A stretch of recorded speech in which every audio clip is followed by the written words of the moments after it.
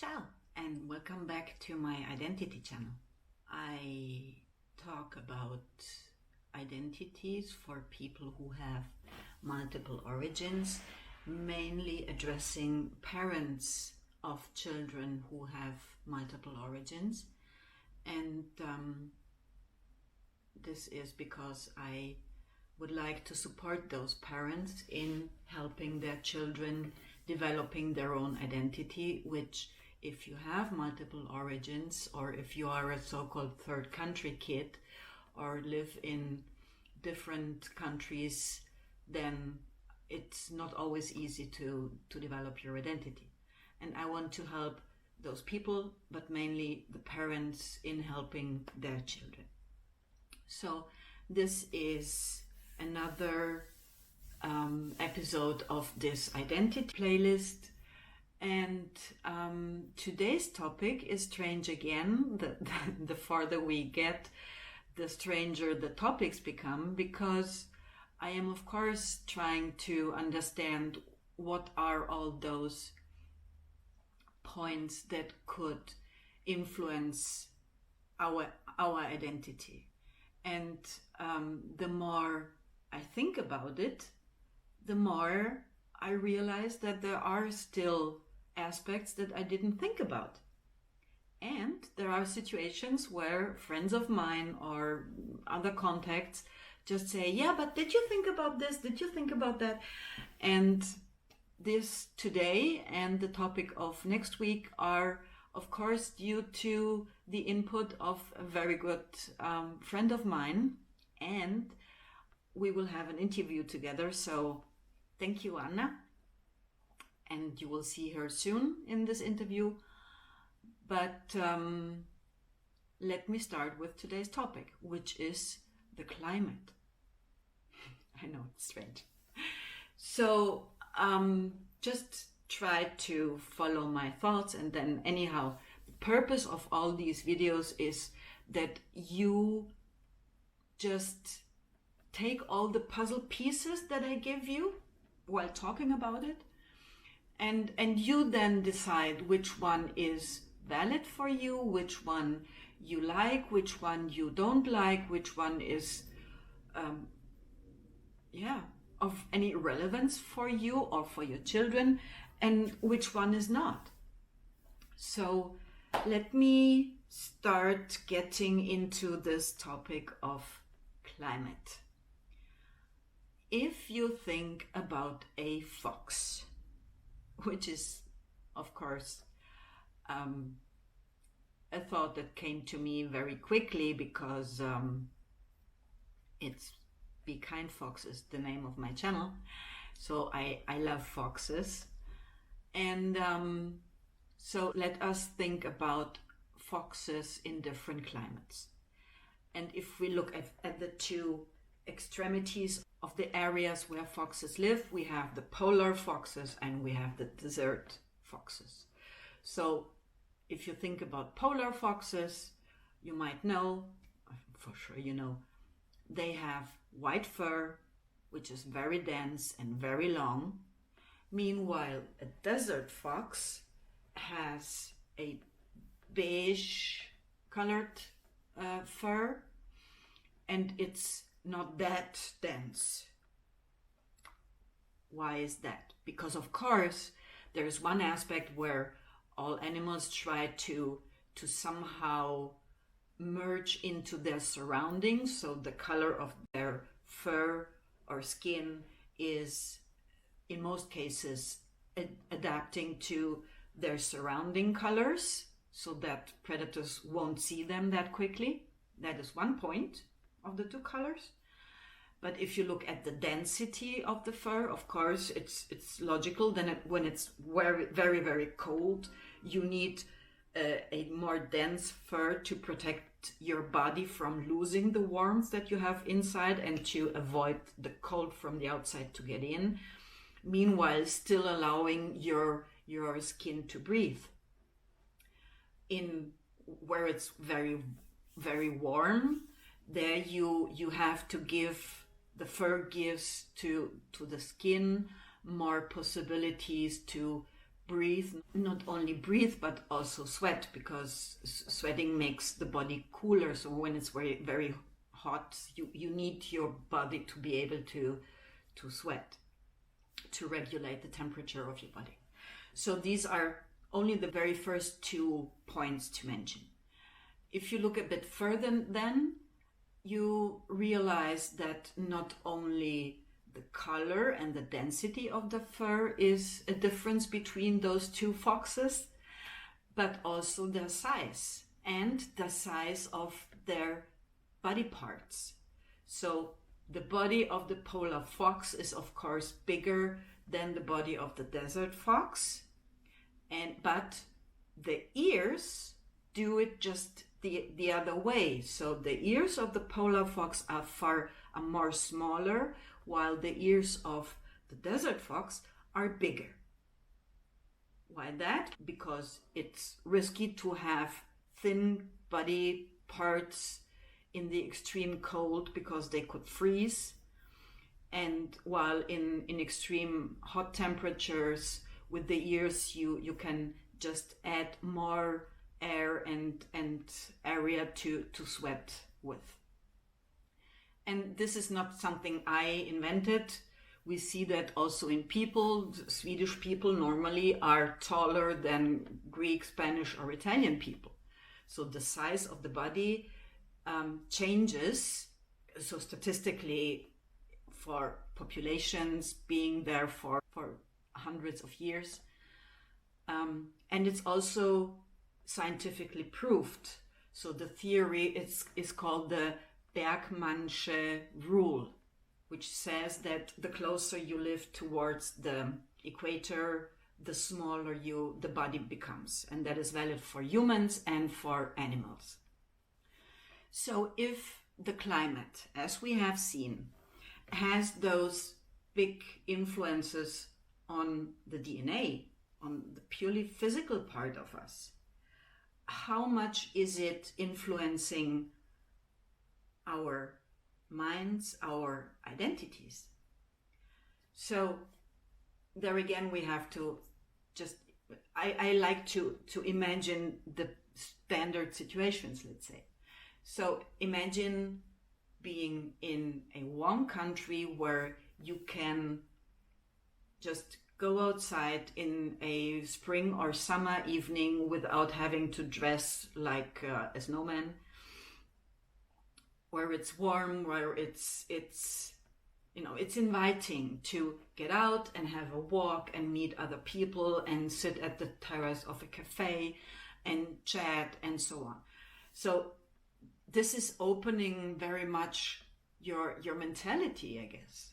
Meanwhile, when it's always cold, you're not so likely to get out just to stay outside. You go outside, maybe even to have a walk, of course, but you have to dress very much so that you don't get cold, and it's not fun to sit outside in the cold and have a chat. You don't do that so much. There are always people who love to do that, but normally that's not the case. So only the outside temperature in your climate, in your area, influences the way how you behave. When I'm at home in Italy, for me, it's being in summer means I can go out in the evening after dinner at 9 or 10 o'clock without a jacket, just in the t-shirt, because it's warm enough. Already in Switzerland, this is not possible. Even if during the days you have over 30 degrees Celsius, as soon as the sun goes down, it is cold. I can't. Swiss people do that. Swiss people go around with a t-shirt in freezing temperatures because they are used to it. I am not. Even after 20 years, I am not. So if you go out in summer, even after a very hot day, as soon as the sun is down, you need a jacket because it's becoming cold for me. And this is influencing the way that you behave. It's influencing the social life. And once I moved here, it took me a long time to realize that here, at least in this area, in the villages, they don't have those places, central places in the villages where you have cafes and shops, so that people in the evening just go there, or on Sundays go there and have a walk around and sit at a cafe and take a coffee or an aperitif or whatever. They don't have this here. It's just, I was looking for a long time if I could find it, but they don't have it. And even in the villages on the Austrian side, no, they don't have it. It's not part of their cultural life. Of course, because it's often enough too cold to do that. Meanwhile, where it's warm, look at Spain, look at Portugal, look at Italy, look at Greece. In the evening you are out, because that is finally when it's not that much hot anymore, so you can just have a walk and enjoy your life and meet other people. For those of you who have little children, I bet you know the situation in the mornings when you have to dress your child to go to kindergarten, for instance, in wintertime, until you have put up all those different coats of dresses to make them stay warm. And after 15 minutes of dressing, when you finally are ready, or the child is ready, and then they say, I have to pee, and you could explode. That's life. Same situation in summer, no problem. Just put on the shoes. Oh, you have to go to pee, take off the shoes, go, come back, put on your shoes, and we go. So it's much easier. You don't have to plan that much in summer. As you can imagine, the whole climate is also influencing your ability to plan something. You plan a barbecue in northern countries, and you have to have a fallback position, because if it rains, okay, you can put a tent over the person who is doing the barbecue outside, but what about the guests? If it's too cold, if it's too stormy, they can't stay on the terrace, so they have to come in. So you have to prepare plan A outside, plan B inside. In southern regions, in summer at least, it doesn't rain that often. It's much more seldom. So you have a certain planning security, which makes you much more open, and you can improvise also more. It's easy to decide, come on, let's go and do this, let's go and do that, because you don't have to think about all the consequences and plan A and plan B and so on. So it's much easier. And I always remember when we moved to Germany, my mother, she at a certain point started to say, whenever the sun was shining, kid, go outside, the sun is shining, enjoy it as long as it's here, because we don't know how long it will take until it comes again. Because it's when the sun is out, you have to go out and enjoy it, which is not normal in southern countries. And then if you don't go outside and then it rains for 2 consecutive weeks, you have the feeling of having lost something important and seldom. So yes, the whole climate thing is influencing how we grow up, is influencing how we develop, and is influencing our culture. And this culture again is influencing our identity. So think about it. Try to find out how much the climate of your home country influenced your identity, and how much it is influencing your children's identities, and the difference between the climate of your original country and the new country. What did it do to you? If I walk out in 6 degrees Celsius and I am freezing, and I see those people running around with t-shirts, I just wonder how they managed not to die by cold. I'm a southerner, so I am cold as soon as it's under 20 degrees Celsius outside. I'm cold, I'm freezing. But on the other hand, it also happens that in autumn, for instance, when it starts getting cold, at the beginning of this colder season, I feel like if I am freezing already now that it's end of October, beginning of November, I will die in January, February, because if already 0 degrees are killing me, what about -10, -20?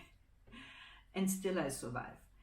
And then the first sun rays come out and spring is getting nearer and it has 6 degrees plus outside, and I think, oh, it's spring is coming, I don't need a scarf and gloves.